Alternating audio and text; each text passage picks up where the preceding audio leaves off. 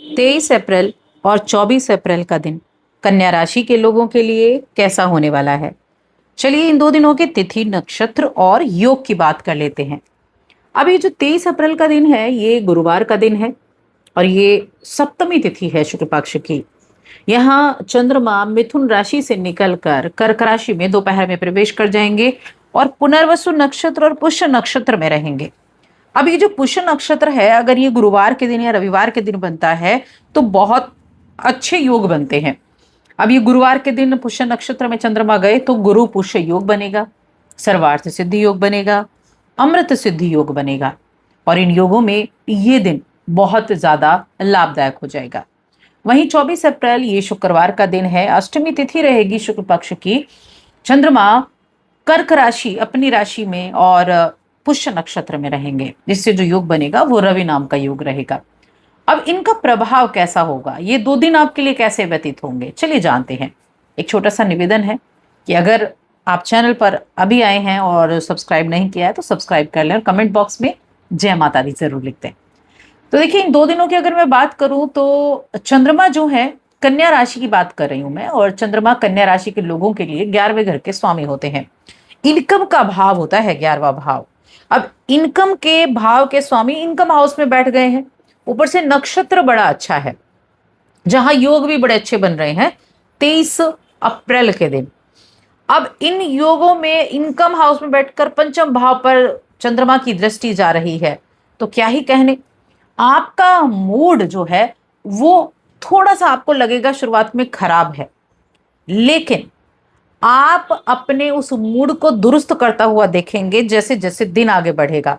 आपका मूड भी अच्छा होगा और आपकी जो मानसिक स्पष्टता है वो क्लियर हो जाएगी। जो भ्रम मन में है वो दूर हो जाएगा, जो निराशा है उससे आप बाहर निकल आएंगे।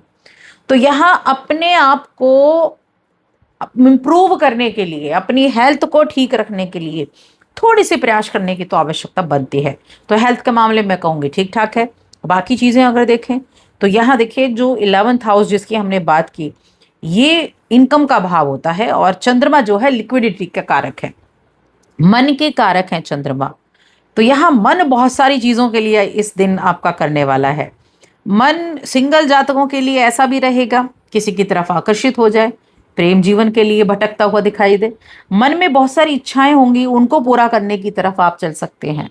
मन में इच्छाएं कैसी भी हो सकती हैं, अपने मित्र के पास जाना, मित्र के साथ घूमना, अपने बड़ों के साथ रहना, या मल्टीपल चॉइसेस आपके पास होंगी कुछ करने के लिए। कार्य क्षेत्र की अगर मैं बात करूं, देखिए समय और धन ये बहुत मायने रखता है, क्योंकि जो समय की कदर करता है ना उसके पास सारी चीजें आती हैं। समय की कदर करना इसलिए बहुत जरूरी है, आपको समय और धन दोनों की कदर करनी है, क्योंकि ये ऐसा समय है, ये ऐसे 2 दिन हैं जहां आप पैसे बना सकते हैं, जहां अच्छी डील ले सकते हैं, जहां आपका कम्युनिकेशन अच्छा रहेगा, आप लोगों से मेलजोल बढ़ा सकते हैं। कुछ लोगों की मदद लेंगे जो आपकी सोच से मेल खाती हो, तो आपको काफी फायदेमंद स्थितियां बनती दिखाई देंगी। जो मेडिकल फील्ड से जुड़े हैं उनके लिए बहुत अच्छा दिन ये रहने वाला है। मैं कहूंगी उत्तम दिन रहेगा उनके लिए जो मेडिकल फील्ड से जुड़े हुए हैं। बिना वजह की चिंता कई बार मन में को घेर लेती है, और ये जो बिना वजह की चिंता है ना, इससे व्यक्ति भाग नहीं पाता है। तो अपने दिन की जब शुरुआत करेंगे, थोड़ा मेडिटेशन आप करें, थोड़ा एकांत में बैठें, मेडिटेशन करें, जप करें। अगर आप नाम जप कर सकते हैं तो उससे बहुत बेनिफिट मिलेगा। प्रोफेशनल तौर पर आप सक्रिय तो रहेंगे, जीवन में बड़े बदलाव भी आएंगे। और कोई अगर आपको सलाह देता है आपका बड़ा, तो उनकी सलाह को ध्यान से सुनना है, उनके अनुभव से आपको बहुत कुछ सीखना है, क्योंकि उनके पास अपने जीवन के बहुत सारे ऐसे अनुभव हैं जो उन्होंने सीखे हैं, और आपको उस वक्त पहुंचकर वो चीजें दिखाई देंगी कि व्यक्ति को कितना अनुभव होता है। व्यवसायिक ज्ञान को बढ़ाने के लिए कोशिश आपको करनी है। अगर आप बिजनेस कर रहे हैं तो बिजनेस के मामले में ये समय ठीक ठाक रहेगा। देखिए आपका जो 7th हाउस है, जिसके स्वामी गुरु बृहस्पति होते हैं, जहां शनिदेव बैठे हुए हैं और गुरु बैठे हैं मिथुन राशि में, यानी आप ही की राशि के दूसरी, बुध की ही दूसरी राशि है। तो कहीं ना कहीं चीजें जो है बेहतर हैं, बिजनेस के मामले में अच्छी रहेंगी, मिला जुला रहेगा, लेकिन फिर भी आप बेहतर करने की तरफ चलेंगे और बेहतर कर पाएंगे। धन संपत्ति के मामले में आज जिन डील्स को आप फाइनल करेंगे उनसे आगे चलकर आपको फायदेमंद स्थितियां बनने वाली हैं। एक बहुत अच्छा योग आपके लिए बना हुआ है। नई गाड़ी खरीदने का योग आपके लिए बना हुआ है। मन की इच्छाएं पूरे करने का योग है। आपके पास पुरानी गाड़ी थी, आप उसको बेचना चाह रहे थे, दिक्कतें आ रही थी, तो आप नई गाड़ी खरीदारी करने का बहुत ही शुभ दिन बना हुआ है। मैंने कहा ना, योग बहुत अच्छे हैं। 23 तारीख को गुरु पुष्य योग, अमृत सिद्धि योग, सर्वार्थ सिद्धि योग हैं और ये योग आपके लिए बहुत उत्तम है। किसी भी वाहन की खरीदारी करने के लिए, किसी डील को करने के लिए, किसी प्रॉपर्टी में इन्वेस्ट करने के लिए, अपनी इच्छाओं की पूर्ति करने के लिए ये बहुत अच्छा है। हो सकता है पुरानी कार को बेचने में भी थोड़ी दिक्कत आए, उसको आगे चलकर आप बेच सकते हैं, लेकिन उन चीज़ों के लिए अच्छा है। आप देखिए, आपके सामने कई रोचक विकल्प भी होंगे। हो सकता है कि जिसको आप खरीदना चाह रहे थे उसकी जगह आप कुछ और खरीद कर आए। ऐसे विकल्प भी आपके सामने हो सकते हैं और बात भी आपकी बन जाएगी। ऐसा नहीं कि आप उसको उसमें दिक्कतें आएंगी, नहीं, वहां आपकी बात भी बनने वाली है। अब यहाँ शिक्षा की बात कर लेते हैं। इन 2 दिनों में शिक्षा के मामले में ये जो समय है ये अच्छा रहने वाला है। और जो इस राशि के जातक आईटी से जुड़े हुए हैं, जो फाइनेंस के काम से जुड़े हुए हैं और मैनेजमेंट की पढ़ाई कर रहे हैं, उनके लिए काफ़ी बेहतरीन ये दिन रहेगा। कहीं ना कहीं जो हायर एजुकेशन वाले बच्चे हैं उनको कुछ नई अपॉर्चुनिटी मिल सकती है। अगर आप कहीं जॉब की तलाश करना चाह रहे हैं, आपका लास्ट ईयर है, ये लास्ट सेमेस्टर है ये, तो कुछ ना कुछ ऐसी नई चीज़ें आपके सामने आ सकती हैं। तो अपनी कोशिशों पे आपको कमी नहीं करनी है, अपनी कोशिशों में आपको लगे रहना है।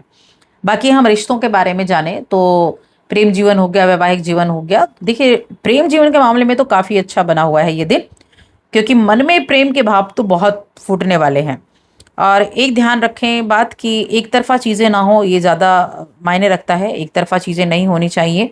अपनी भावनाओं को उनके सामने रखें और कोशिश करें कि चीज़ें जो हैं वो पॉजिटिव रहें। आप वैवाहिक जीवन की बात करें तो वैवाहिक जीवन के मामले में आपका दिन जो है काफ़ी ठीक ठाक रहेगा। थोड़ा जो तनाव चल रहा था जीवन साथी के साथ, उसमें राहत देखने को मिलेगी। परिवार का सपोर्ट मिलेगा, पारिवारिक जीवन भी आपका अच्छा बना हुआ है।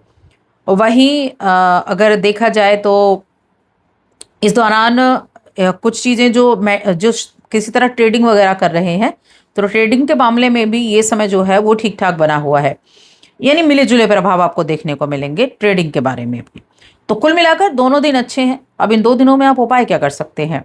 अगर आपके आसपास गाय हैं तो आप गाय की सेवा करें। इसके अलावा आपकी जो घर में महिलाएं हैं उनका सम्मान करें। उनका सम्मान करेंगे तो यहाँ आपकी राशि के स्वामी भी काफी मजबूत स्थिति में रहेंगे। या हमेशा मैं एक उपाय आपके लिए बताती हूँ, विष्णु सहस्त्रनाम का पाठ। ये अगर आप एक ये कार्य कर लेते हैं ना, तो आपको फिर कुछ और करने की आवश्यकता नहीं है। प्रतिदिन सुबह 10 मिनट लगते हैं, मैक्सिमम 15 मिनट विष्णु सहस्त्रनाम का पाठ करें और रिजल्ट देखें। तो बस आज की इस वीडियो में इतना ही।